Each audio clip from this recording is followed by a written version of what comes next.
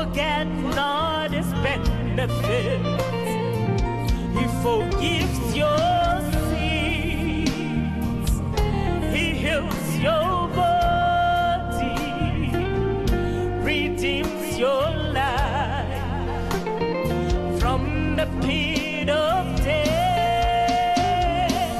He crowns you with grace and loving kindness, Lord over all, the master of breakthroughs. My soul is grateful, so very grateful.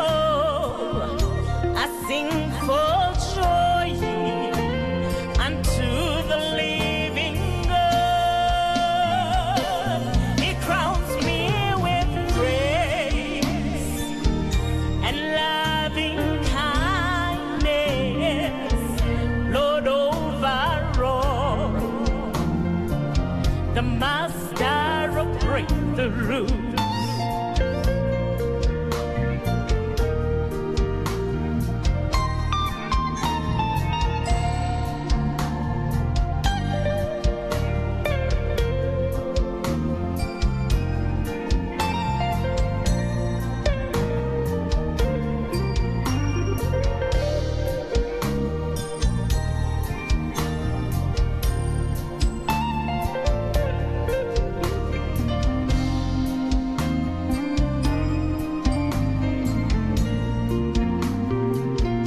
My soul is grateful, so very grateful. I sing for joy to the living God. He crowns me with grace and loving kindness, Lord over all, the master of breakthroughs. My soul is grateful, so very grateful.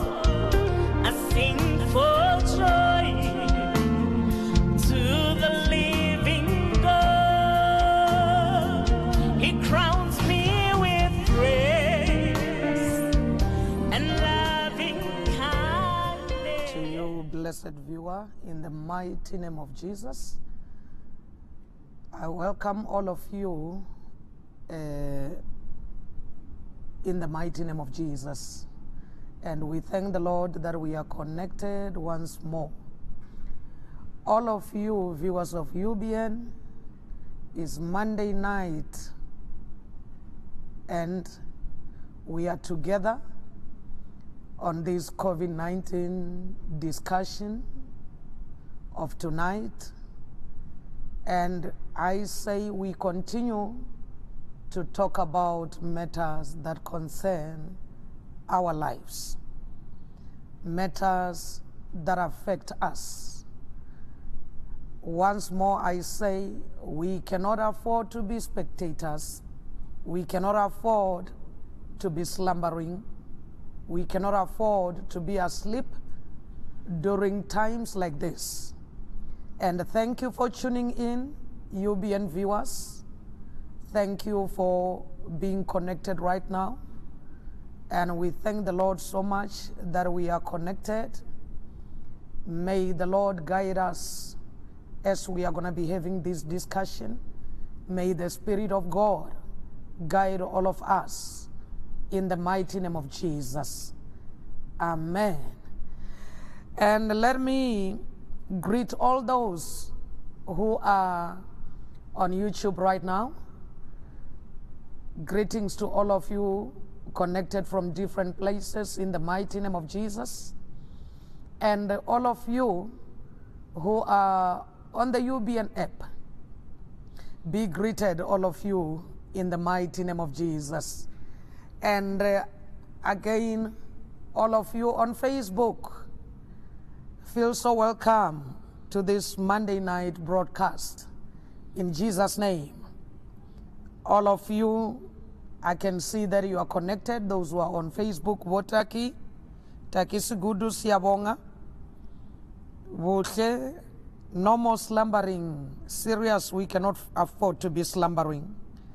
James Ntibane, Shangi Muinga, Emmanuel Ravere, you guys on Facebook, share the broadcast, and you on other platforms, you can WhatsApp your friends, you can WhatsApp your family members, remind them that it is that time so that they can be able to tune in on their TVs and be able to be part of this discussion. It is a very important discussion that we are going to be having here tonight. A very important discussion brought to you by the UBN channel, the channel that is taking the gospel of Jesus Christ to the nations. And we thank God so much for this channel. So I'm not alone tonight here. I have got Pastor Mengezelele with me. We're going to be tackling this topic together. Good evening to you, Pastor. Good evening.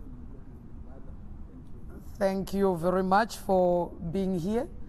We appreciate your presence. And we have got our special guest. We have got Mme Kate Bapela from the IEC.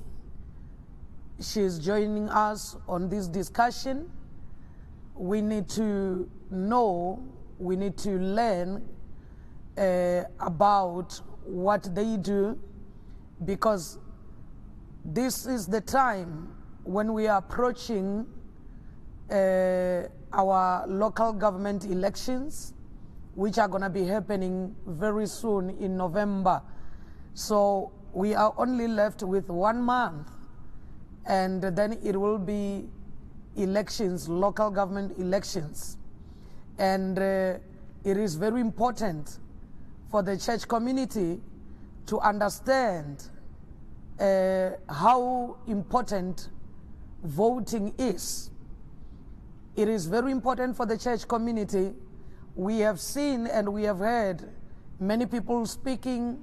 They say, voting is not for me. That is what they say, Pastor. Voting is not for me. Other people will go and vote. They will go and choose for me. So here we are. We have got Mme Bapela with us, who's going to be talking to us about what IEC does. Because we cannot just take for granted that everybody understands what they do. From speaking with some people, you can be able to see that some people even today don't understand how important voting is. They don't understand that it is their democratic right that some people fought for and some people died for. And as church people, many people have been asleep, and we have been allowing other people to make decisions for us. Mme Bapela, good evening to you. You can greet our viewers on UBN TV, and after greeting them, you can go on and talk to the viewers about what IEC does, and also educate them on the importance of voting. Good evening, Pastor, and to the whole nation of UBN TV, and broadly to South Africans who have joined us on this very crucial virtual platform. We are privileged as a nation that the 2021 municipal elections comes at a point where our technology has expanded beyond our dreams and beyond our vision. And let me take this moment to appreciate the opportunity given to the Electoral Commission as the national spokesperson and the head of communication. I believe this is one of the greatest opportunity and engagement that we require as a nation. When you look at the calendar of municipal elections, remember we've got 2 types of elections in our country. The first one is the national and provincial elections, where we elect premiers, where we elect the president. There's another set of elections, but these ones that we're entering in 2021, they are called municipal elections. I always say that if I was to choose between the two, my favorite would be municipal, because municipal elections, simply put, they speak about who's taking care of your neighborhood. And if someone is taking care of your neighborhood, the common sense would say you'd want to know about those people. You want to know how do you collaborate to ensure that your neighborhood is safe, your neighborhood is provided with services, your neighborhood is the type of neighborhood that you'll ultimately refer to as home. So when you look at the current municipal elections, it's a term of 5 years. Every 5 years, as a country, we go out to go and vote for another set of leaders that will lead us in terms of our various municipalities. The term of office for these councillors ended on the 31st of August. So therefore, it automatically opens an era for us to conduct elections in our country. Hence, when we published the election timetable, we're already at a point that says that the elections are in a mode that you cannot even return back. The past voter registration weekend was on the 18th and 19th of September from 8 o'clock to 5 p.m. As a country, we had an opportunity to go out in our numbers and register to vote for these elections. Pastor, I like the way you put it when we started, that there's nothing unfortunate like being a bystander, like wondering what happened, when, and how. Always in electoral democracy, we're looking back at the history of our country. There were days when we didn't even know that we had a new government, but there was.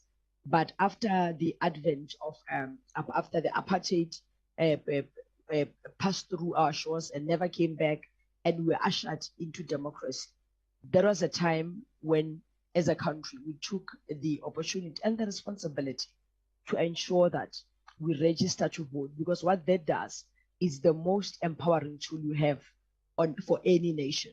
So for South Africans, as we undertake and we look towards the 1st of November 2021 for the 2021 municipal elections, all I'm saying, I agree and I echo your sentiments in saying that this is the biggest opportunity we have as a country to make a determination on the leaders that will assist us to govern our own neighborhoods, because it's so good when there's no power, you know which door to knock. When your waste has not been removed, normally would refer to as the dustbin, in our townships, in our various lingua of South Africa. When something has not happened in your neighborhood, when you are an active participant, you already know how to unlock that door. So that's the point where we are from an electoral democracy point of view. We've got institutions like ourselves, the Electoral Commission, whose chief mandate is to ensure that we administer the elections as directed by laws passed in Parliament. And we are founded in terms of Chapter 2 of the Constitution. That's why we're called the Chapter 9, in terms of Chapter 9 of the Constitution of the Republic of South Africa. That's why our organization is referred to as a Chapter 9 institution. We don't report to any government department. We only report to Parliament. Some of the administrative processes of our organization are handled, for instance, by the Department of Home Affairs. But in essence, whenever the Electoral Commission is called upon to report to the nation, you'll find that it's reporting on one platform, which is the Parliament of the Republic. And so therefore, we've got an absolute independence of mastering and managing our processes. So when we take a little bit of a dive into this year's municipal elections, Pastor, the voters' roll for these elections has officially and completely closed. Even me and you can give the Electoral Commission a bus load or even an aeroplane full of voters, or even 1 million voters. They'll only vote in 2024. So officially, if no one has not registered to vote for these elections, that train has gone, it's bolted, it will never come again. So, and it's unfortunate, even this morning, Pastor, I was receiving SMSs, people saying can I still register? I was not around, but most unfortunate. So the voters roll, as I'm speaking to you this evening, we are sitting at 26 million South Africans that will be casting their ballot come voting day on 1 November 2021. Obviously, we still have the first two days for special voting. This will apply to someone like me, for instance, who's an official working in an election, and also it will apply to any person that is traveling and they're not available to go to their local or to their correct voting station on the 1st of November. Then they can cast their special vote only after they've applied. And I'm glad that this evening is just right there when special voting has opened. We opened applications for special voting for people to make applications from the 20th of September, which will close on the 4th of October in 2021. The main purpose, Pastor, of the special voting, we're still in the grip of COVID. So we're saying that we'll utilize special voting to ensure that we depopulate our voting stations. That means that as many South Africans as possible can apply for special voting. Once approved, then they can cast their ballot either on the Saturday, the 30th of October 2021, or on Sunday, the 31st of October 2021. Then the rest of all the other South Africans then will cast their vote on the 1st of November 2021, which is the big election day that we normally have as a country. So the other thing maybe that is important, Pastor, before I forget, on special voting is that, remember, in our families, we've got parents who are very old, who are a bit sickly, but they are able to mark their ballot paper. So we're requesting families to ensure that they assist them to apply for special voting, and then our officials will come to their homes and assist them to cast their ballot. That's the first category of importance in terms of special voting. The second one is that we've got people that are, for instance, I always say that pregnancy is not a disease. So therefore, but sometimes when you get to about 9 months, it's difficult to leave the house or things like that. So anyone who cannot leave the house because of disability and because of any other complication, be it age, then they are able to be assisted by the various, all our provinces across the nation. They can apply for special voting. Their families must assist them. Our officials will come to their homes. The second category, Pastor, is me and you. I'm hoping that you've applied for special voting, because me and you will be working on election day. We must make sure that South Africans and all the beautiful people watching this channel are voting, they're getting the information, they're getting all the crucial stuff. So I've already applied for my special voting, by the way, which is very simple. Just send your ID on an SMS, and I'll send the information. I'll share the information with your team just to remind you. So, but basically, it's one of the simplest processes. But let me invite you, Pastor, so that me and you, when we do our special voting, I'll do my best to take a photograph. Also, do the best to share, so that when we come back, me and you can share with our viewers on this particular channel. Oh, okay. I didn't know about that. Exactly. See, what I want to, that's why I'm making sure that some people around us are still today. So I'm making sure that me and you do special voting for these elections. Okay. All right. Quite informative, eh? So these people who qualify for special voting is those who are going to be working during elections, and the elderly and pregnant women. Yes, but also, Pastor, the other important category is that the Chief Electoral Officer, Mr. Samamabulu, has said that because of COVID, we must try as a country to ensure that, normally we enjoy our voting, we've got our braai packs, and then we relax, we chill. But because of COVID, all of those moments are gone. So the message he's sending out to South Africans is that people like me, you, and many other South Africans that can apply for special voting, is encouraging them to apply for special voting so that we can relieve our voting stations of the pressure of many people all at the same time. So that means that special voting is no longer the traditional categories of the security cluster, which will be your police and the army, because remember, they'll work with us on a voting day, because all our voting stations network will have the police in each and every one of them. So that means they must apply for special voting because they'll be at work like me. And the second category could have been, if it was not a COVID environment, then people who are physically, who are disabled, or they cannot leave their homes for one reason or the other. Or the other category is people who will be traveling on voting day, especially your business people. You find that they're traveling on business day, or some people are working in retail, they'll be working that day. Instead of missing an opportunity to cast your ballot, rather you apply for special voting, then you can either vote on Saturday and on Sunday. That therefore, as a result, you don't lose out on an opportunity to choose your preferred leader for your council. Okay, thank you very much. Thank you very much for that information. You can hear that, you blessed viewer at home. It is very important, as you heard Mme Bapela saying it, for you to choose those people who are supposed to serve you, because municipal elections, they happen once in 5 years.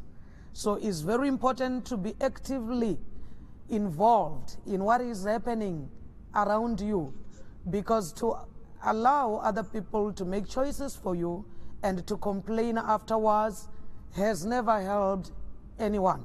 It is a sad situation where we expect other people to make decisions for us, and then for the next 5 years, then what we do is just to complain all the time. And we complain that we are not well represented because we didn't play our part. Mme Bapela, you said that 26 million South Africans registered to vote in this year's municipal elections. Would you say that that is an improvement from what you saw in the previous elections? Well, when you look at... Or there is a decline there? There is a decline, Pastor. It's most unfortunate. And one of the reasons, one of the negative impacts of COVID was exactly that. Because when we open voting stations, normally it's a big a festivity.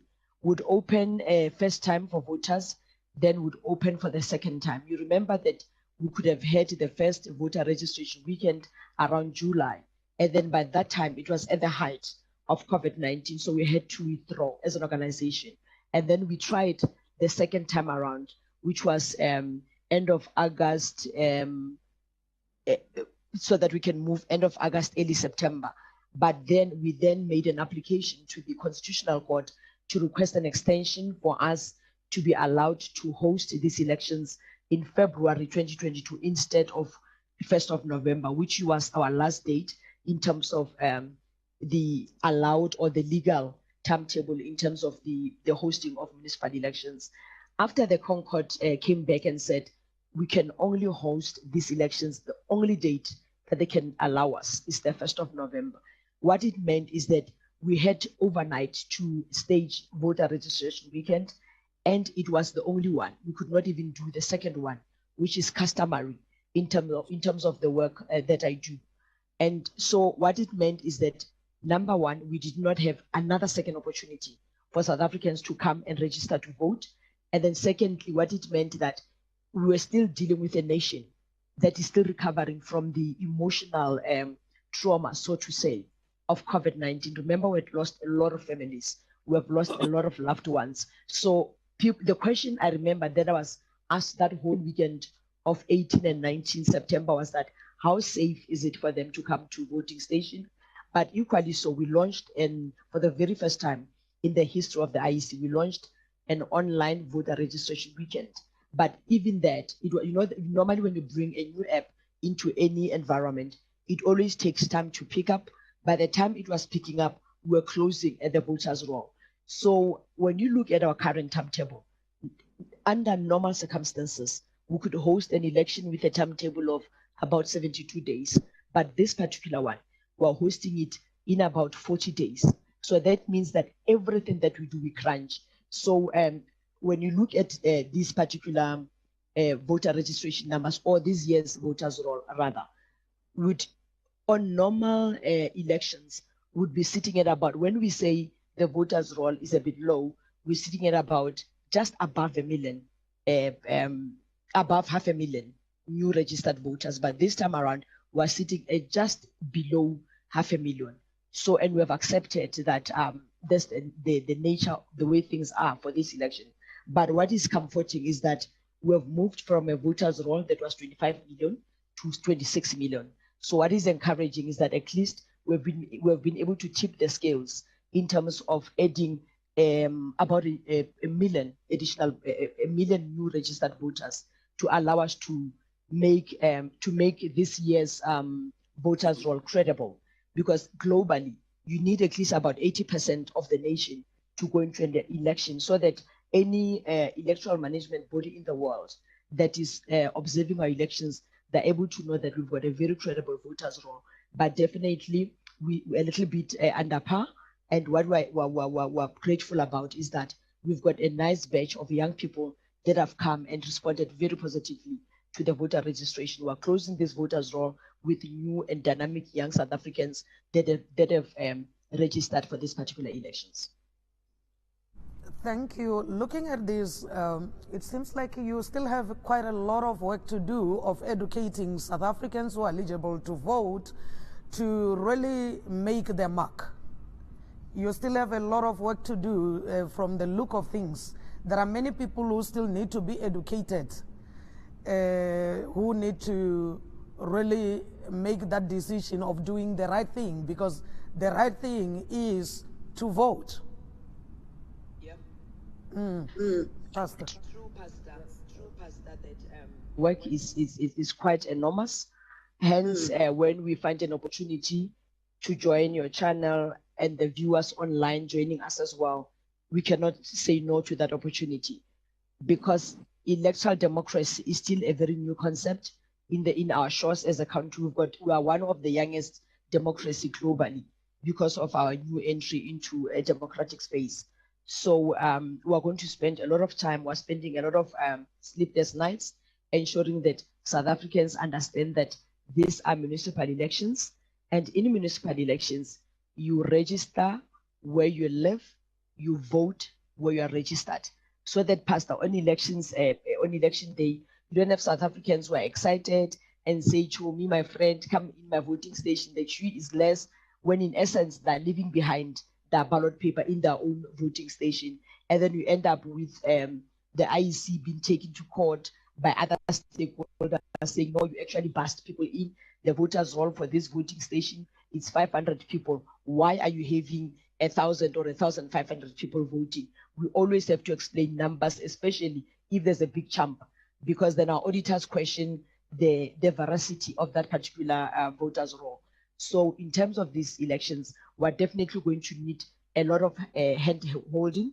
We'll need as many friends as possible. We want also to say people like you, Pastor, who are hosting their own programs, so for their own platforms, to assist us as well in sharing the message as widely as possible, to ensure that when any South African, either be at home or in a voting station, when they make that mark, they're comfortable about making the mark, and they know that the mark is exactly not only for the current generation of young South Africans, but also the next generations that are coming, because electoral democracy, if not sustained, it tends to create problems in the later generations that are coming. So we definitely appreciate the support of your network, but also we're calling on many other friends everywhere in South Africa to assist us to ensure that we spread the message as much as possible.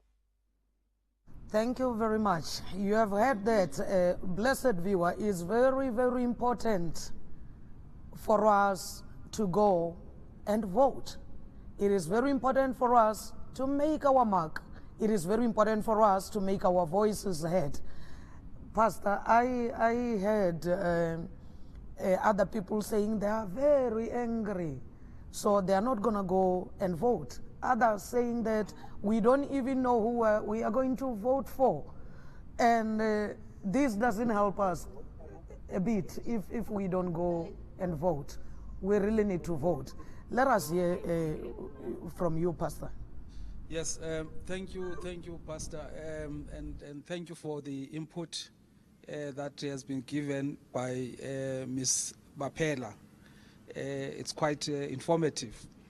But I think the first thing that I would like you to deal with, out of many things that we still have to deal with, is exactly that point that you said that it is very critical that a number of people do participate in local government elections, because that's the government that is much more closer to the people, where service delivery happens, and where a lot of challenges within our communities can be identifiable and be dealt with directly.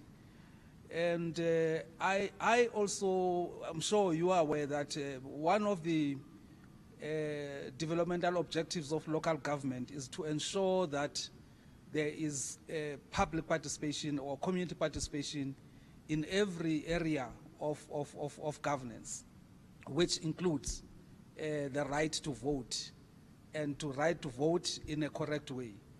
I have been sitting here wondering what happened, because we have just said that our democracy is new comparatively with other countries. And exactly for that reason, I've been wondering why or what happened to what used to be the voter education program that IEC and some other perhaps NGOs that used to drive. Has government abdicated the responsibility of educating citizens so that they can be able to exercise their right in a much more effective and efficient way, through ensuring that there's a rollout of voter education program, whether it's done by the IEC or not? Because I don't see that happening at all, except that you will only hear when people are being organized or encouraged to go and register and to go and vote. And I don't think that there's much that government is doing in actually educating citizenship about the voting process itself. I think that's one angle. And it goes back to the very same issue that the pastor has raised, that some people are angry because they are not sure what is it that is expected to them, what they should vote for, and all those kinds of things. But that also, the second question would be, besides voter education, can you explain to the voters the kind of electoral systems that are applicable in these municipal elections in particular, and how do they differ from one another, and how important are they, so that people can understand why they will have to vote for, or how do they fit into the systems itself. So if you can elaborate, explain the electoral system that has to be followed, I think that can also help us. Thank you.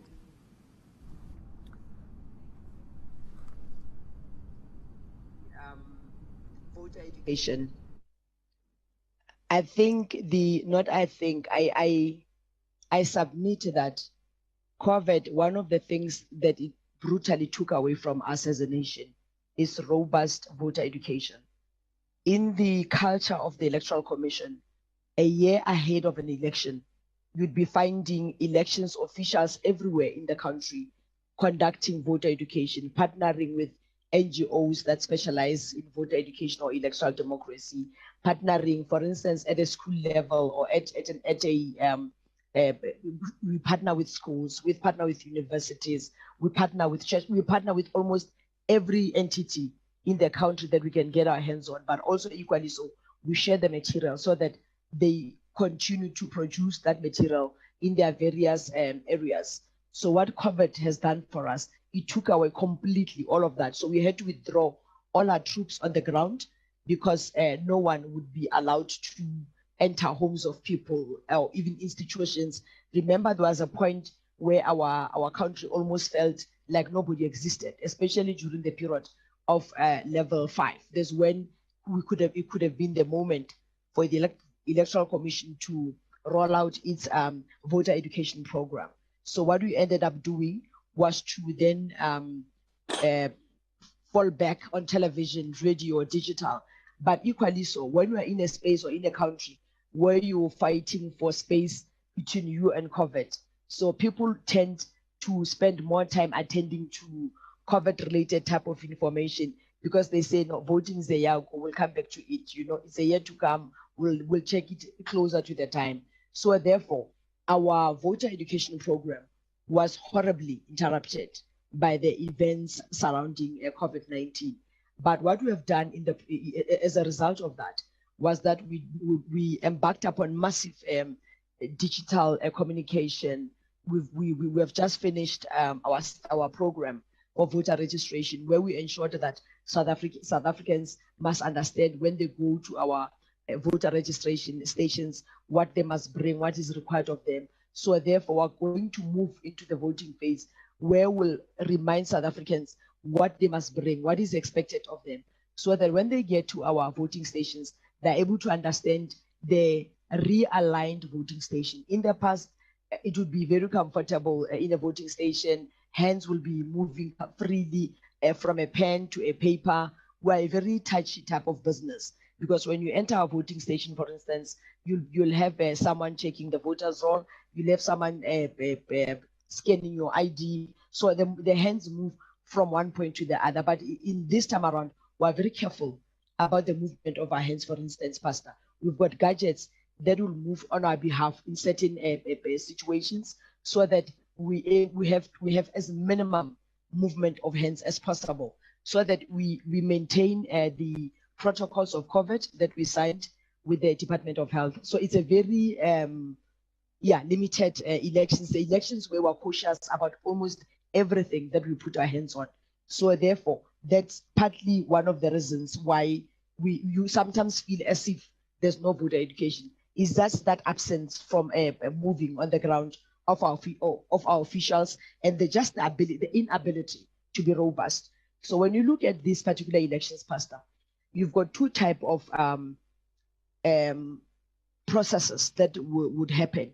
Let's look at a voter, for instance, who's living in a metropolitan area, someone who's living in the city of Joburg.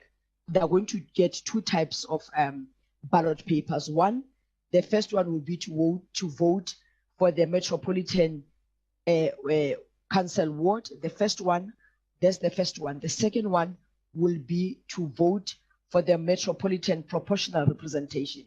That means that you vote for your ward, and then you vote for a councillor that will represent you as well on the council of that particular metro. So in a metro, someone like me who is in the city of Joburg, I'll expect IEC officials to give me 2 ballots to cast. And then when you come to municipalities, this is an area where you are in a municipality, you expect IEC officials to give you 3 ballots. One will be for the local council ward.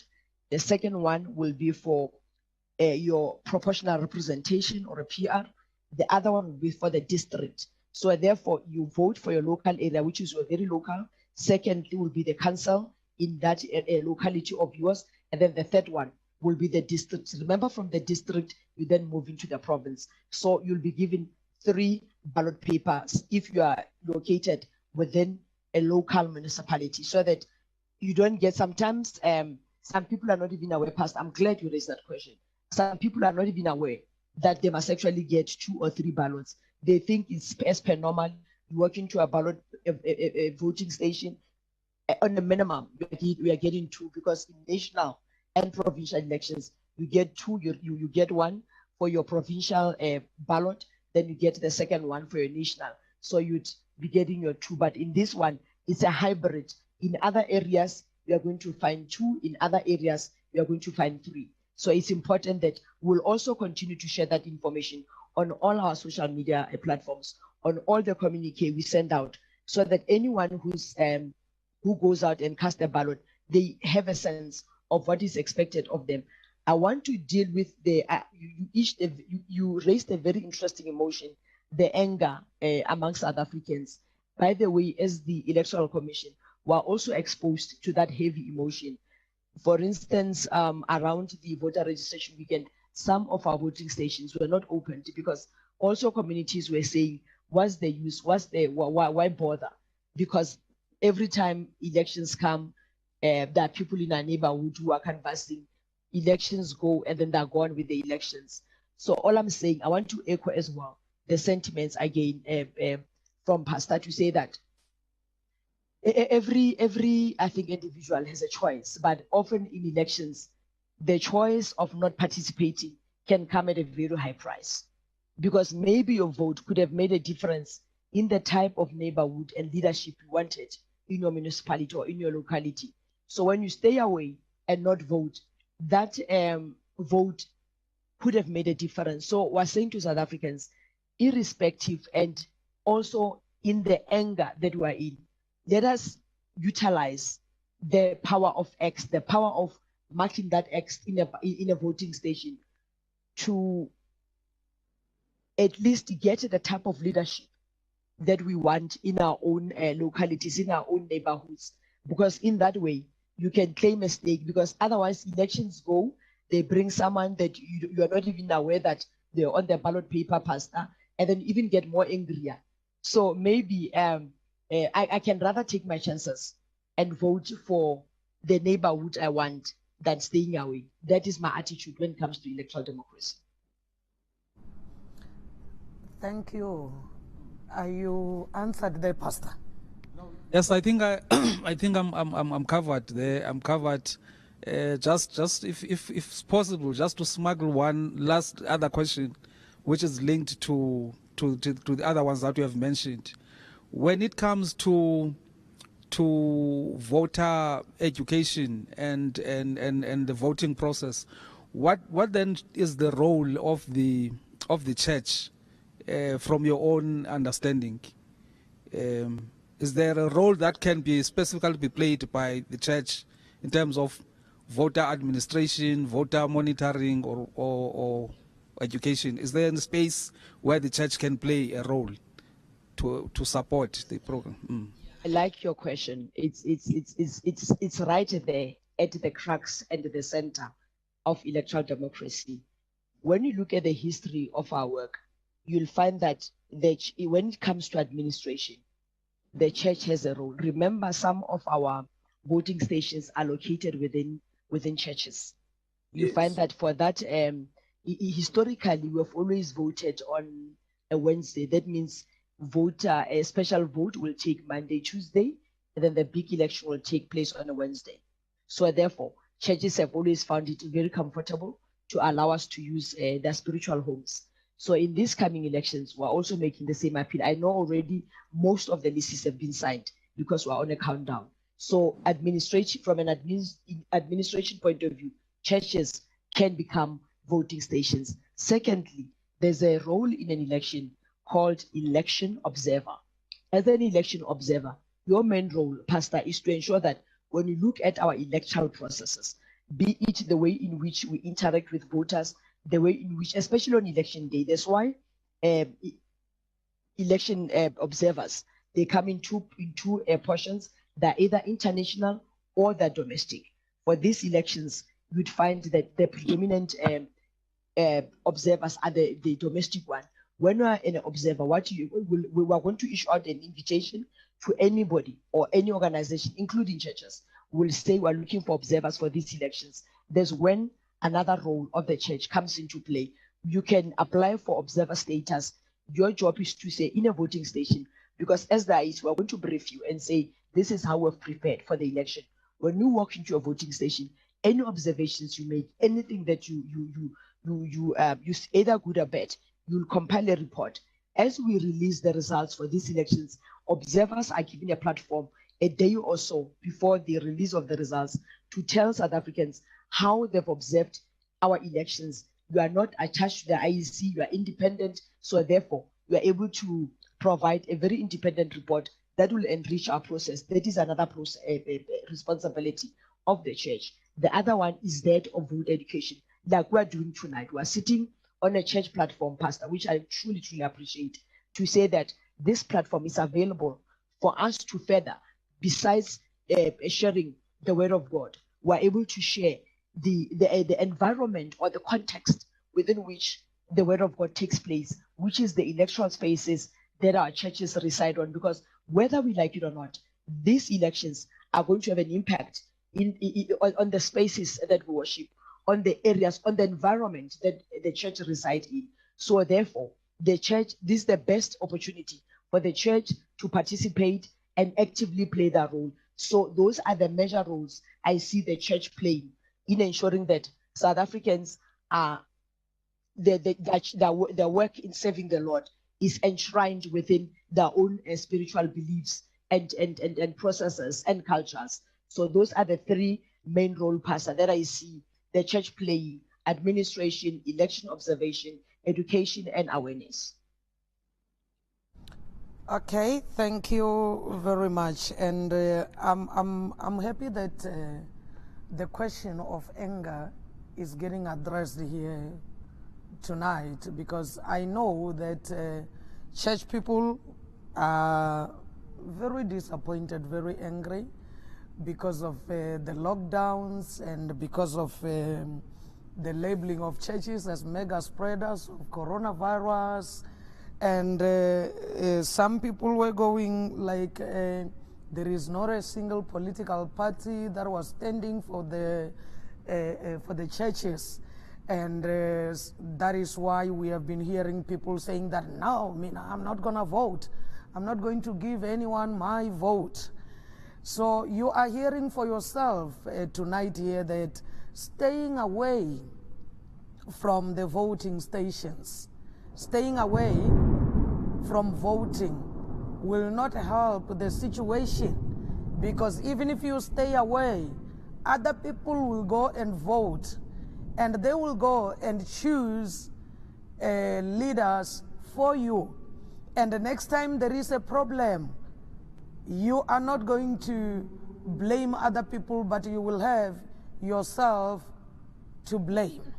You will have yourself to blame that you didn't stand up and choose those people whom you can hold accountable. Because really, these elections, as Mme Bapela is saying, they are very important. They've got to do with service delivery, Pastor. And who are you going to go to when you are experiencing problems of service delivery if you do not vote? And Pastor, I saw you wrote something about the importance of participating in elections for the Christian community. Maybe you can just summarize there and educate somebody who is a church person who is seated at home right now watching this broadcast on TV. Thank you. Thanks a lot, Pastor, for that opportunity. And I think we cannot overemphasize the fact that if we do not go and vote, we are actually giving other people the right to govern us, the right to determine our lifestyle, the right to make decisions in terms of what to do and what not to do. And I think since 1994, many people have used the opportunity of voting in trying to shape or define the kind of South Africa that they would like to live into. And unfortunately, because we are coming from a culture where church people, the religious people, have actually neglected the space of influencing community decisions, government policies, and even programs that are driven by government. Because some of these programs are programs that are aimed at transforming the society, changing the mindset of people, changing the behavioral patterns of people, actually re-engineering the society at large. If, for example, you had a society that, or community that used to embrace certain moral standards, certain values, certain practices, and certain norms, as norms that are commonly held and are commonly shared by these particular communities. But now, what we have seen, Pastor, over the past 26 years of democracy, we have seen that the vote has been powerful in actually putting people who would put policies and decisions that are actually contradictory to the values, the lifestyles, the norms, and practices which are actually embraced by the Christian community. And as such, in most cases, you will agree with me, as particularly Christian communities have found themselves in this situation where they will have to decide whether they should actually obey God's laws and values, or they should rather, in fact, obey the constitution of the land. And unfortunately, that constitution, which has been voted, which we have been trying to implement, has brought so many changes, which Christians are still crying foul. And the reason why these changes have been effected is because we have never been able to participate in choosing leaders. We have never been able to participate in ensuring that we vote for right people who will advance a Christian view or a Christian perspective on many policy issues. For example, besides issues of service delivery, there are social engineering policies that have been engineered in South Africa. The issues around promotion of homosexual marriages, the issues around the hate speech bills that are on the pipeline, the issues around equality bills that are on pipeline, the issues about the education system itself, which in fact has taken some of the biblical values and biblical teachings out of the curriculum and actually replaced them with some values that are actually destructive to the social order that people used to embrace. So for me, Christians, the only area that is very much important, which we have neglected, to ensure that our voice is heard and our influence it gets through the executive arms, gets through the legislative arms, gets through the judiciary, is when we are able to actually exercise this right to vote and also ensure that we are able to identify and put righteous leaders in government. But because we didn't take that seriously, we allowed so many political parties to impose a view, to impose a perspective, to even impose our lifestyle. And I think this is now the time for all Christian communities and all Christian leaders to come together and begin to find a space, to find themselves at the forefront of community transformation through the voting process. And also beyond voting, we must be involved in a number of structures where decisions are taken and where service delivery issues are being discussed. Let's take, for example, the issue of school governing bodies. There are always, besides these local government elections and national elections that are coming, there are also elections that are taking place at a community level, especially in schools. That's where we're supposed to get involved in the school governing bodies so that we can have influence on the type of education that is being given to our children, to have influence on the kind of discipline that must be exercised in the policies around discipline, and many, many other issues that affect the schooling environment.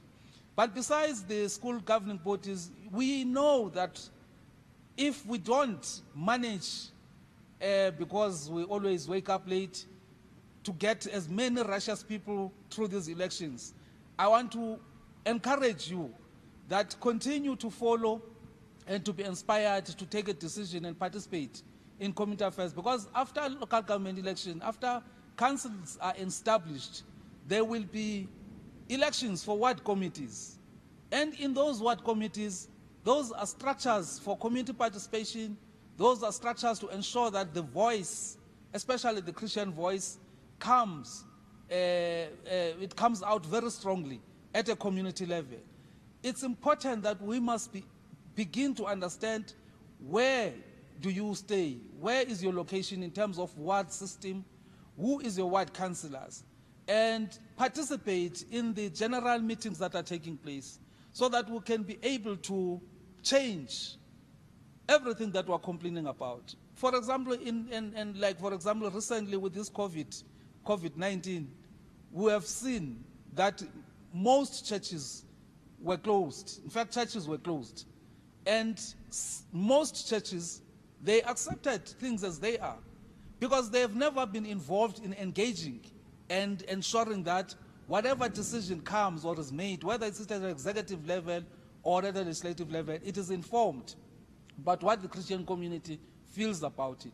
So it's now time to ensure that we put people in position of power that will really take serious to give an ear to what the churches are saying, and to respect the position of church leaders, and to respect the role of religion, if you like, and the role of Christianity in transforming societies, in bringing about character leadership, in bringing about value-based leadership, in ensuring that we reproduce leaders that have good moral standard and character. Thank you. Thank you so much, Pastor. So gone are those days where Christians will just sit back and then wait to complain, to say that we are not represented. There are laws that are being passed which we don't even understand, and complain about everything as if they are not citizens of the Republic of South Africa. So you can hear that you have got a responsibility to do something as a South African citizen. Somebody wrote here on comments that this voter education is very important. In fact, everyone is emphasizing the importance of voters education. That is very, very, very important. It's something that we cannot afford to downplay. And somebody also wrote that maybe it should also be taught from primary level. Maybe it boils down to what we have been saying. You are talking about schools in influencing what happens at school level. And it also boils down to getting involved on every level. And also maybe having this teachings about patriotism in our curriculum, so that our children grow up knowing their responsibilities as responsible citizens of South Africa, because that will also emphasize the importance of voting, choosing leaders that you would want to represent you. And now I'm gonna just open lines a bit for those who want to understand more, who want to make their comments, who want to ask questions, so that you can get clarity, because I can see that some people are asking very basic questions. So some are saying that, is it true, Mme Bapela, that if I don't cast my vote now and I was registered before, my vote automatically goes to the ruling party? And there is also a question, Mme Bapela, about what we call hung municipalities. Do those really influence service delivery? Have we reached that level of maturity in South Africa where our political parties can work together to still provide services to their people, even when we are in a situation like that? Mme Bapela, as we are on lines, you can respond to that. Thank you so much. Thank you so much, Pastor, and thanks for the comments made by Pastor earlier on about all of those issues that impact on our policy reform, our own participation. You know, when everything has been said and done, as long as you don't do anything, nothing will happen. So there's the attitude of electoral democracy, the whole world. If you don't do anything, others will do it for you. So I'm hoping that part of the benefits of tonight would be. Sorry, Mme Bapela, you can repeat that again. Emphasize it. If you don't do anything, if you don't do anything, and somebody else will do it for you. Amen. That's the nature of electoral democracy, the whole world. When you look at how participation is couched in where voting is involved, where people must be elected. I like what Pastor said earlier on, Pastor Mukhuba, when we were out, was that one of the biggest elections in this country is school governing bodies. After the IEC elections, this one is the biggest. And when parents decide to stay away and don't make themselves available to service schools of their children, other people will occupy their space. Nature does not allow a vacuum. If there's a vacuum, somebody else will occupy it. So therefore, we are going to have to take the difficult route as a country, as a nation, to participate in our own processes, including for the voting these municipal elections. You asked me a very interesting question that has been asked over and over again in every election. If you do not vote in any election, or there's any problem about your voting, there would never be a moment in our electoral democracy, unless if I live, Pastor, in a country that has not been born, that would take anybody's vote and give it to any other political party, be it the ruling party, be it any other party. One of the great things, if you want to observe an electoral process in our country, just take a deep breath and say, how do we structure elections or voting in our country? The one thing that we do very well, and we are renowned for that globally, is that everything that we do in elections is done at that very local level. When we've got a voting station in a particular area, in that voting station, Pastor, we cast our ballot. After our ballots have been casted, 9 o'clock when voting station close, the counting officials begin the counting. Before they do that, every political party represented in that area is in the room. You remember what we said earlier on about non-participation.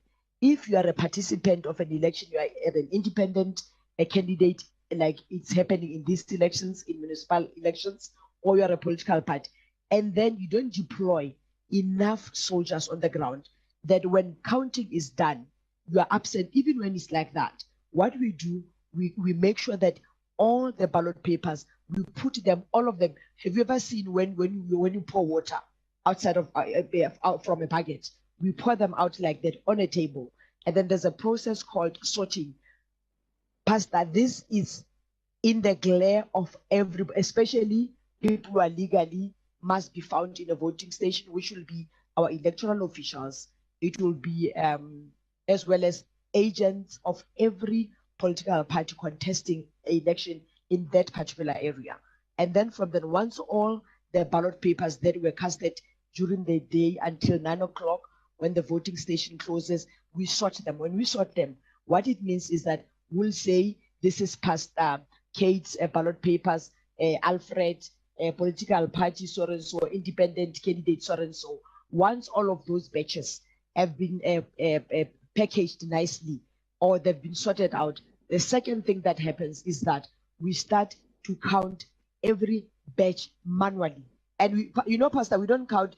Sometimes me and you are Christians. There's something that you call almost like a quiet prayer, or a prayer that is inside of your heart. Not in electoral democracy. You count one by one and loudly.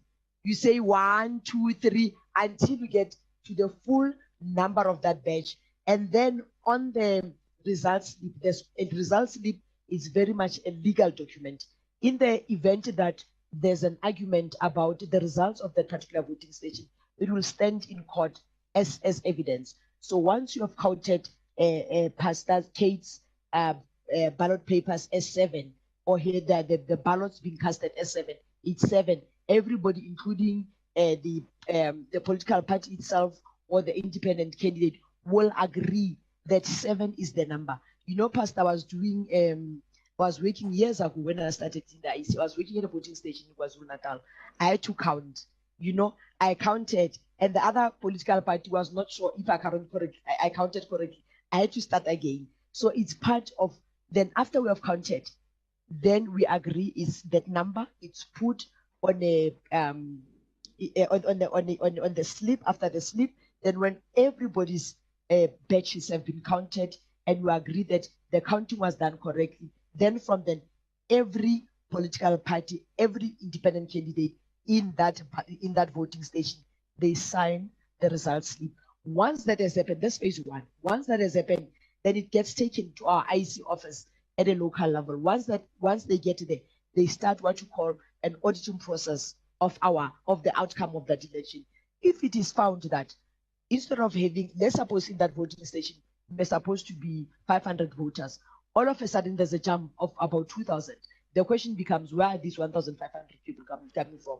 And then those results will be flagged until each and every one of them is accounted for. So therefore, when you have not casted your vote or something has happened, no amount of vote will ever be given to any other person. The only thing that allows us, Pastor, to set aside a ballot paper is when you have, let's suppose you are in a ballot booth and you decide to draw. Some people that are so angry that they say, IEC, you can walk in the park with all your processors, we don't like you, and then you spoil that ballot paper. Once you spoil it, then it gets set aside. Then it's no longer regarded as a ballot paper that can be counted towards somebody's voting. So every determination, every act that South Africans do of voting for their candidates, of voting for their political parties, their vote will go exactly to where they're intended to. So they must not worry about that. I mean, if it means, Pastor, that the IEC gets taken to court for flaunting any rule of election, I promise you, South African political parties, South Africans will drag us to court. You have seen that very recently. They don't play with us. So our voters must not even think for a second that their votes will go anywhere else. Hang municipality is another area of political space. We have not had a very good case study, Pastor, in South Africa, where in hang municipalities, political parties agree, and after they agree, they carry through right up to the end of the term of office. And so we're hoping that at some point, or maybe in these elections, when there are hung municipalities, then political parties then will form coalitions, and then they'll govern our areas in the most credible way. But it's something that is called growing pains. We're going to have to grow with it and see at some point, maybe in time, there will be matured systems that allow political parties to govern together. But at the moment, we have not had a very good case study of such happening. Thank you for that. Thank you for that. And it addresses some questions that I saw people posing on their comments about the fairness of elections and the transparency thereof. But what you have been explaining, it addresses all those issues. And we have got a caller on the line. Hello. Good evening. You are through to UBN.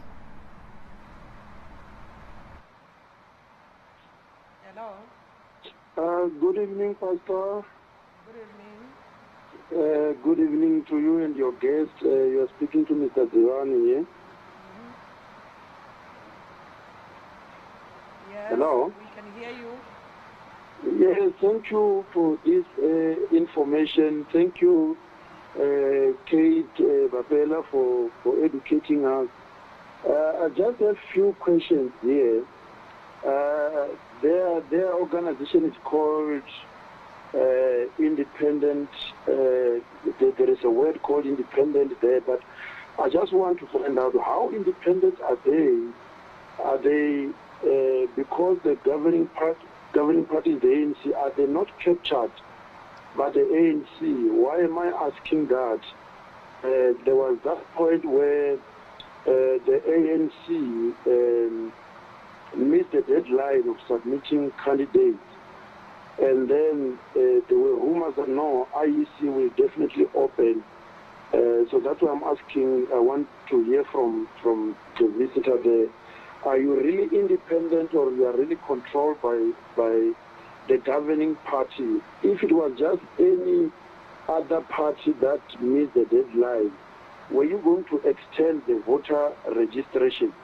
That is question number one. And then question number two, today on the news I heard that I think DA has filed court papers or has contacted your organization to say EFF must not be allowed to participate on the coming elections because yesterday they held a rally where they did not adhere to COVID protocols. There were thousands and thousands of people without social distancing and then without wearing of masks. Do you have any control over that, or DA is just trying to be famous? And then question number three is that if you are the ones who are controlling these elections, and right now we are under COVID-19, when you announce these elections, I think already we were in the third wave. So is your organization not concerned about corona, or this coronavirus is just used to control people? Because when the government want to lock us down, they lock us down. And now it's very surprising for us that now that the parties want to go and campaign, all of a sudden corona has disappeared. All of a sudden you don't hear that every day we have daily infection of 17,000 and above. Nowadays the infections are even below 1,000. And all of a sudden, the third wave that we were told that is coming, it has been postponed by the government to maybe next year. So I just want the comment there from our view, our guests, to say, really, if they are concerned about corona, why did they announce the elections when we were on the third wave? That's the three questions from me. Thank you. Thank you, Mr. Zivani. And these are the questions that people are asking. The independence of IEC. It is said that there is independence. So we are happy that Ms. Bapela is here to just respond to these questions, because these are things that people say on the ground. So at least tonight you are going to get clarity on such questions. And the fourth wave issue, because there are people who are saying that all of a sudden fourth wave is not happening because there are elections. So the question was, were you not concerned about COVID as IEC?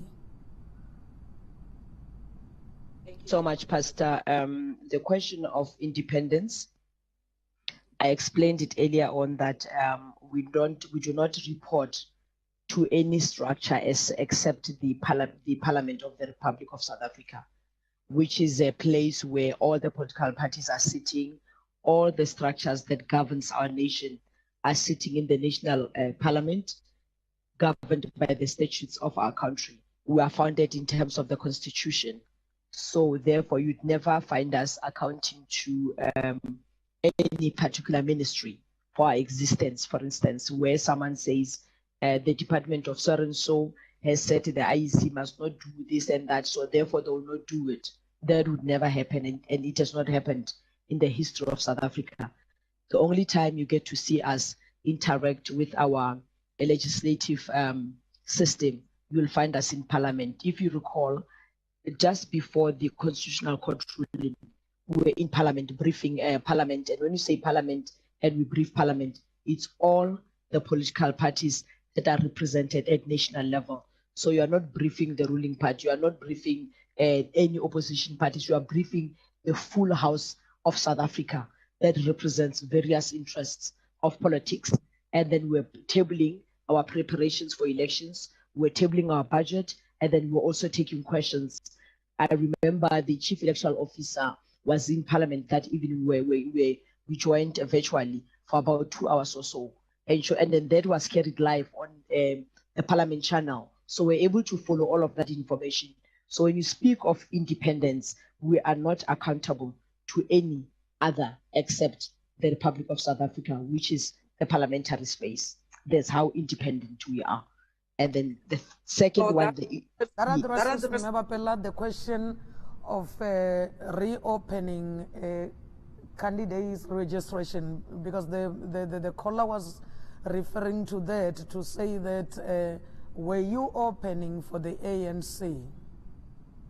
We dealt with that question, Pastor, when we submitted our papers to the Constitutional Court. Remember, the matter was taken to court by the DA, and when the Constitutional Court ruled, said that as soon as you say to the Electoral Commission, make an opportunity for voter registration and update the voters' roll. You cannot update the voters' roll without opening your whole system. That means that you only on the voters' roll. Then there's a program in election called elections timetable.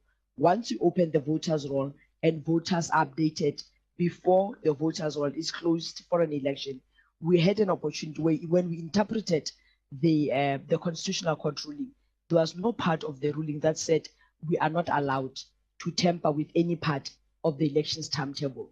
So there's the process of electoral democracy, or elections in particular, Pastor, is almost like what you call a scheme of things, where you say that first you register a voter, and then you close the voters' roll, and then you allow them to cast their ballot.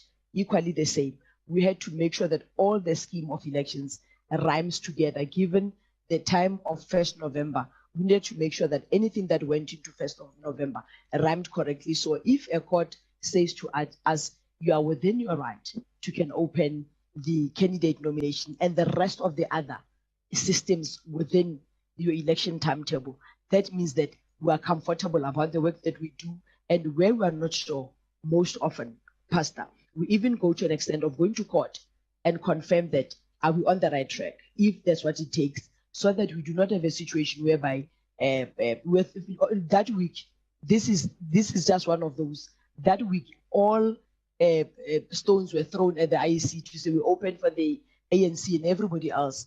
But there are other political parties as well that had not finalized their processes. There were independent candidates that also missed that deadline. So it's quite a cluster of people that benefited from the IEC ensuring that the scheme of elections was going in such a way that nobody will come out of these elections wondering if we deliberately closed the voters roll because we did not want them to participate. So it's almost like what you call in Pedi, or in my home language of Northern Soto, you know, the royal cow.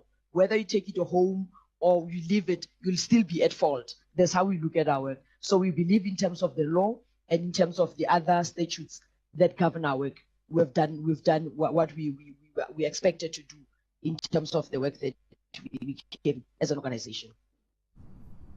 And the issue of COVID, let me deal also with the matter of when we submitted our documents for the first time, the health experts that provided feedback to the Electoral Commission was that we're going to be entering December, like you were saying. It's very interesting that we're all looking for the fourth wave. And we're told that if we cannot stage an election this year, December definitely is a no-go area, purely because it's anticipated that the fourth wave will hit us at that level. Then the other next window of opportunity where we can stage an election is it's February in 2022. That's why then we opted for February. When the Constitutional Court ruling came, they said, IEC, you're going to have to you take the last date of hosting an election in this year, which is the 1st of November 2021. That's why we're running past. We're not sleeping. Our offices are full, as if it's day work, purely because we're chasing time. So we're going to host these elections within what you can, for lack of better word, call a safe period of COVID-19, because also like you and all of the other South Africans, we anticipated the fourth wave to hit us in December. if what health experts are saying is correct, and if the wave of COVID will move in that way. So that's why I want to ensure that we host an elections 1st November. By the time we get to the first week, the end of the first week of November 2021, then we're done, we've got results, then we start picking our house and clean up and do reports and get ready for the next election. Thank you so much. Okay, thank you. I don't know if you want to respond to the DA and EFF story. There was a second question about. Confirm for me what that story about. Please confirm for me. It was said that DA is saying that EFF should not be allowed to participate in elections because of the rally that they had, which was not observant of COVID-19 rules.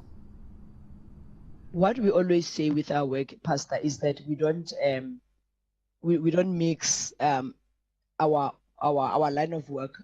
COVID, anything COVID related in this country is lodged within the Department of Health, like any other stakeholder that the Department of Health is watching. As an organization, we had to submit our protocols for approval by the Department of Health in ensuring that the health of our officials is safe, but also the voting station where South Africans will be working into is safe.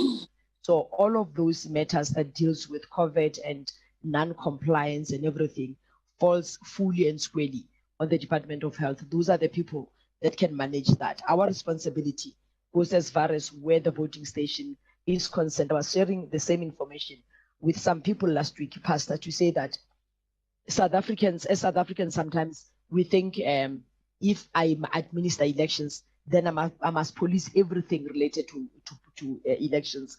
There'll be, for instance, you'll see as we get closer to the 1st of November, there'll be a lot of situations, criminal activities there, this and that. My responsibility as an electoral official and working for the IEC is within my boundary is the voting station. That's my territory. You know, when you look at international affairs, they talk about territories. So my territory as the Electoral Commission is the voting station. That's where I'm comfortable, because I know that I've got a rule book, Pastor. I've got regulations that says if Pastor crosses that line, that regulation will tell it to say, Pastor, wait a bit, you are not supposed to cross that line. So therefore, wait where you are. There I'm comfortable. Anything else outside of the bounds of Electoral Commission will go to the various stakeholders that manages those territories. Thank you. Thank you very much. And hence the importance of engagements like this, so that people can be able to understand what are the demarcations. Where do your responsibilities stop? Because otherwise people just attribute everything to you, even what you are not responsible for. So we are grateful that you allowed yourself to come and be with us. I'm gonna take this caller, and that will be the last one. And after that, I will hand over to you, Pastor, to just do your last comments or questions, and then Ms. Bapela will address even what is going to be raised by this caller. Hello, you are through to UBN. Hello.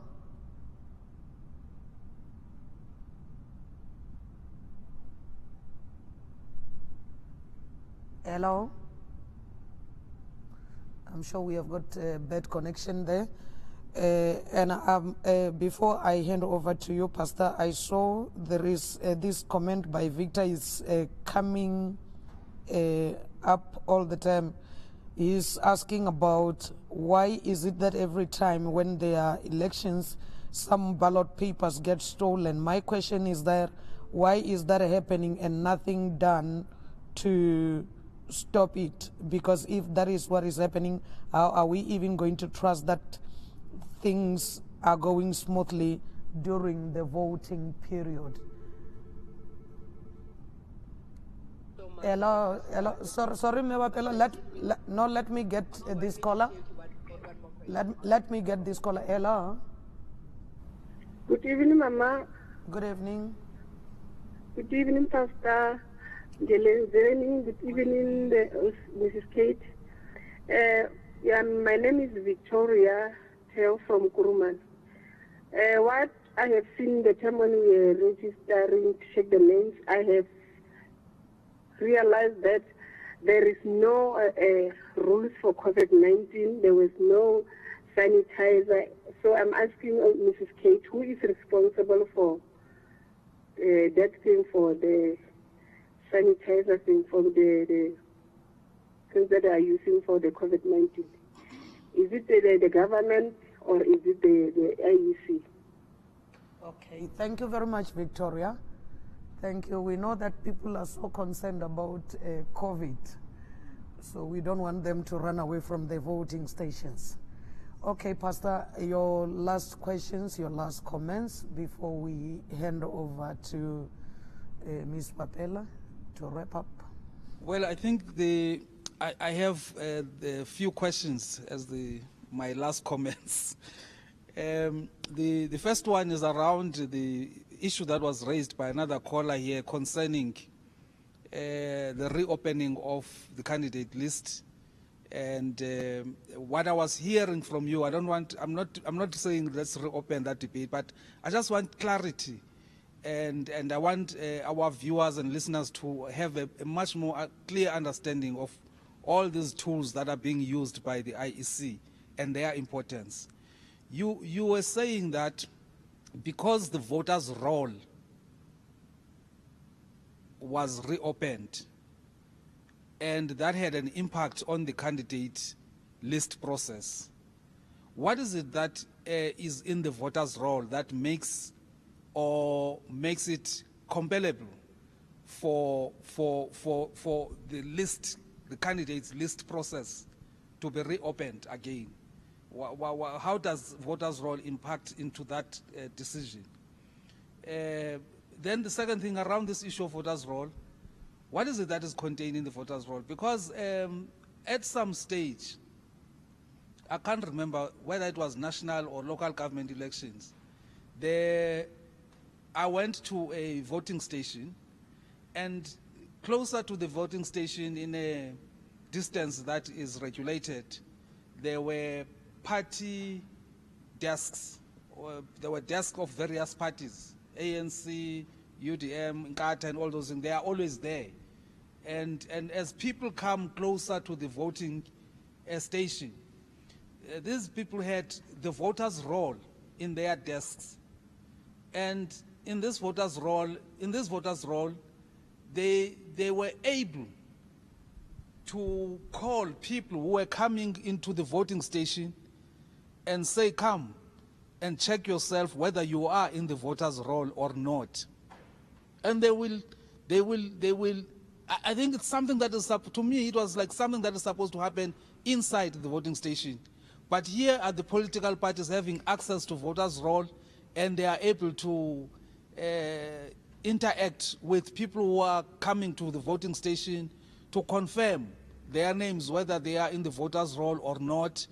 And if they are not, they will then advise, okay, which party, in one way or the other, because once you get there, you will be advised which party you should vote for. So I'm saying, is it within the regulations of the IEC that political parties should have access to voters' roll and sit with those voters' roll next to the voting station and actually call people to pass their desk before they enter into the voting station? Yeah, I think that would be fine for me to if you can explain that. Then the second thing is around the issue of the right to vote. I think as South Africans, we have been so much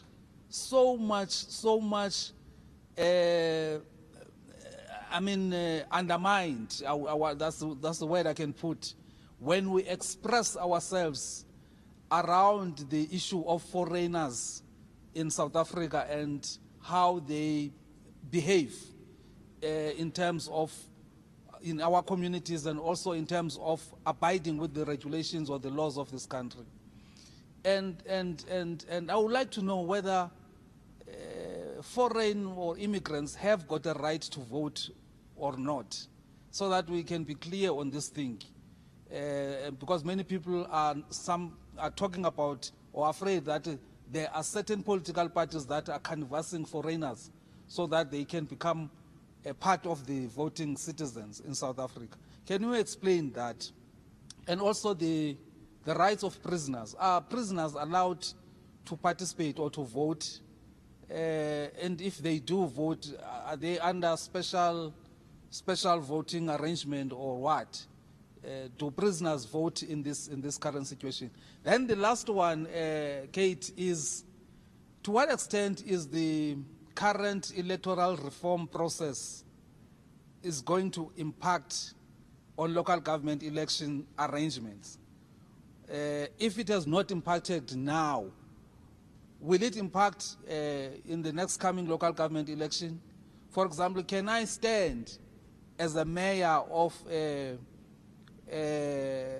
city of Johannesburg as an individual and say I'm only coming in to contest as a mayor, and then that's it? I know you have spoken about the PR process and you have spoken about the ward process. How does this affect or the issue of standing as an individual and say this is the individual that stands out in this community who is capable of being a mayor of the city, and people can simply go and vote for him or for her? Can you explain the electoral reform process? Pastor Mme Bapela, you can respond to those last questions, and when you finish doing that, you can give your closing remarks, your conclusion, because we'll be closing after that. Thank you very much, Pastor. I'm going to try and also summarize my responses.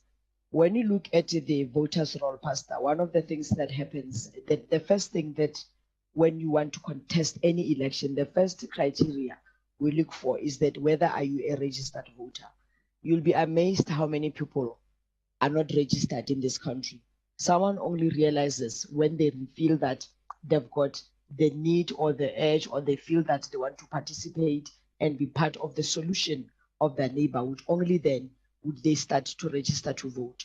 Hence why we opened, why the link between the candidate list and the voters roll.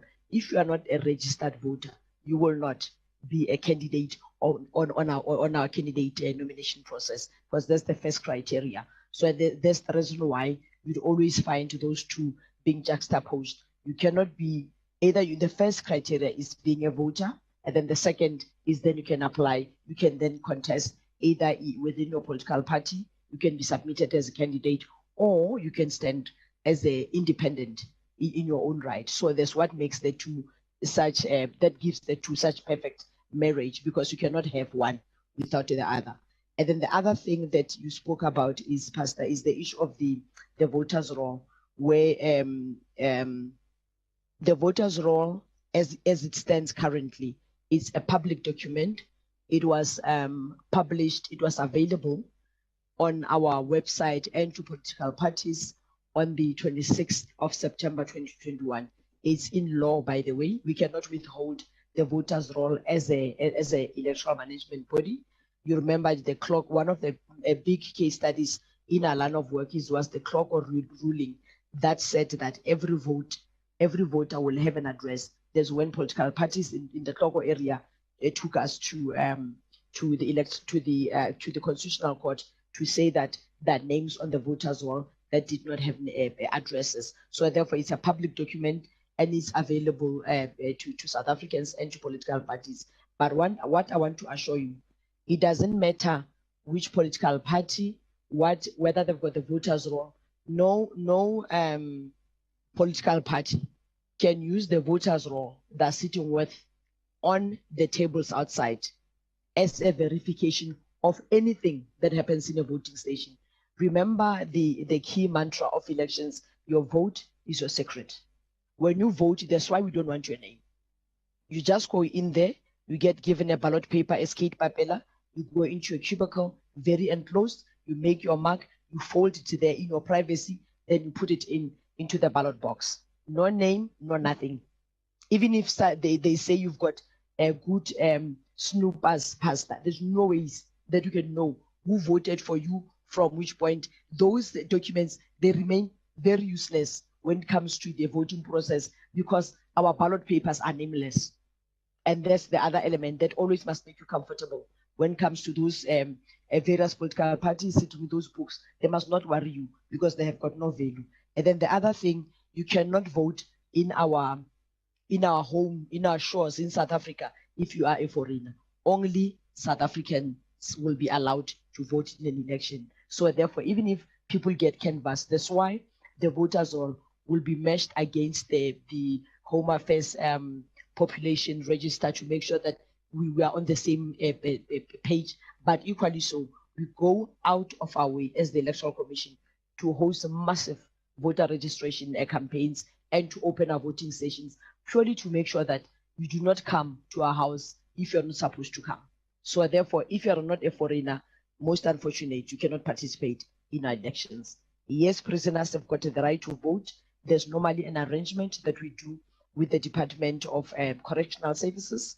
The voting station, the prisoners, where prisoners are held, is regarded as a voting station. And then from then, we'll do special measures. There'll be processes that will be followed to ensure that everything is done by the book.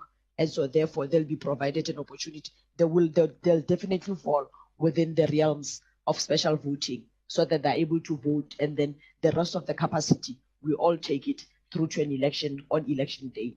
And then you spoke about, Pastor, I want to deal with the issue of ballot papers that goes missing or they get lost. Is the nature of our work. Elections are the biggest logistic exercise in our country.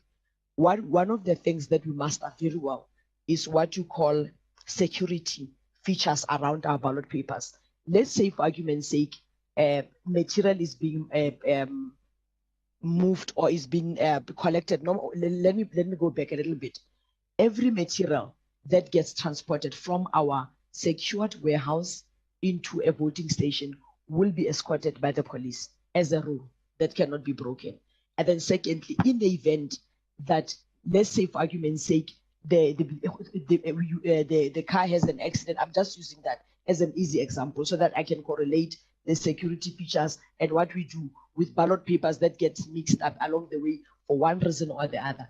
If it happens that there becomes an accident, the ballot papers falls into some type of a river or somewhere where they cannot be utilized, that whole consignment of ballot papers that get quarantined, they'll quarantine them, and then from then, the security fee, in terms of the security features that were being transported in that car, will then be, all of it will then be tracked back, and then all of that ballot paper will never get to a voting station, will never get anywhere. Even if you find, I know in the elections, are very interesting stories in an election. They'll tell you that they found marked ballot papers under somebody's bed, and then they were meant for a certain political party. All of that, they're legends in terms of elections. But we're very comfortable about the security of our ballot papers that are marked a pastor from point to point, even in these elections.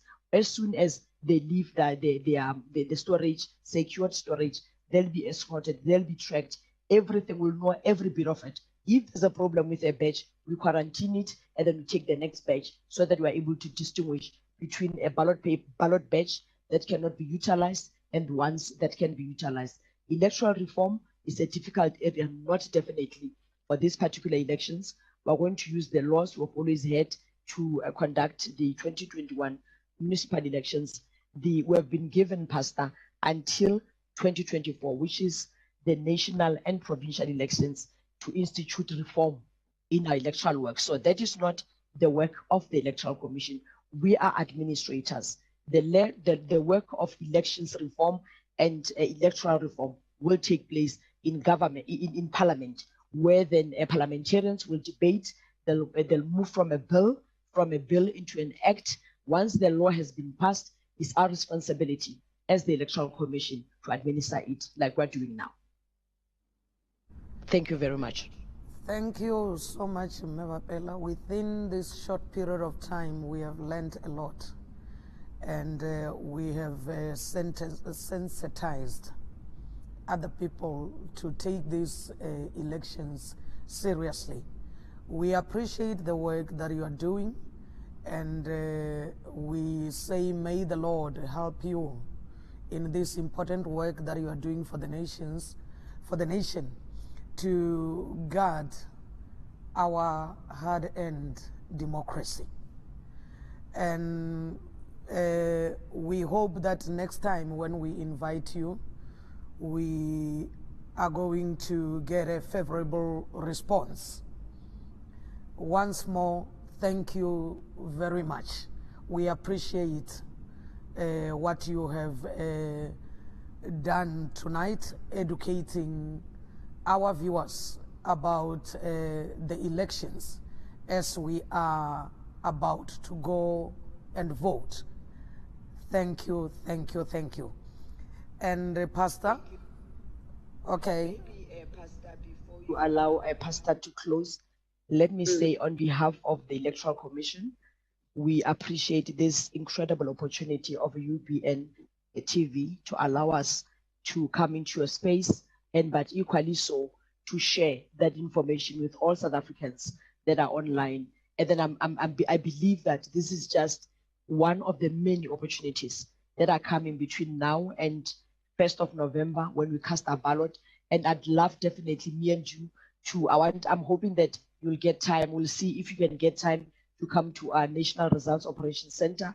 I'd love to see a UBN network taking the results and sharing with South Africans how the results gets through into our country, how it gets received by political parties. It will be a great opportunity, but I'm looking forward to that period, and I'm hoping that this is just the beginning of making South Africans aware and of engaging as a collective. And thanks to your brilliant producers for making sure that they enjoy me and you. Thank you very much. Thank you very much. And yeah, that is quite an invitation that we are not going to miss. We really want to be involved. We don't want to fold our arms and then talk a lot afterwards. We really appreciate this engagement. It was quite informative, Pastor. Yes, quite informative. And our viewers at home, they take this seriously. It is not a waste of time. It is very important. And I would urge you to go and educate another brother about the importance of voting, the importance of elections. Let the information not end with you. I know that the Christian community is a community of preachers, of teachers. So as much as you go around testifying about the existence of God, go around and also add on your teachings to your brothers the importance of getting involved in elections. Pastor? I think you have said it quite well in closing, and I think I must just thank Ms. Bapela for really educating us this evening. It was a good exposure. It's like each one teach one. That's what Costas used to say, and we believe that especially the Christian community will take this opportunity and engage further to find and get more knowledge about the whole subject of elections and voting in South Africa. Because moving forward in changing our society, it's going to be very critical that we master the legislation that governs even the electoral system, that governs the voting system, so that we are able to even input in that angle for the future transformation processes. We thank you very much. Let's take up the cross and move forward. Christian soldiers, thank you. Thank you very much. Thank you. God bless you, Mme Bapela, and to all you. Yeah, thank you very much. And to you, blessed viewer, I want to say that thank you so much for tuning in. And we are going to connect again on Monday evening, dealing with issues that affect our lives. And keep on watching UBN. And don't forget, we are celebrating 10 years of UBN broadcasting 24 hours. And we say halala, halala, halala UBN. And to you all UBN partners, may the Lord continue to bless you. It is a wonderful work that you are doing of keeping UBN on air. And from me tonight, it is God bless you and good night. Bye-bye.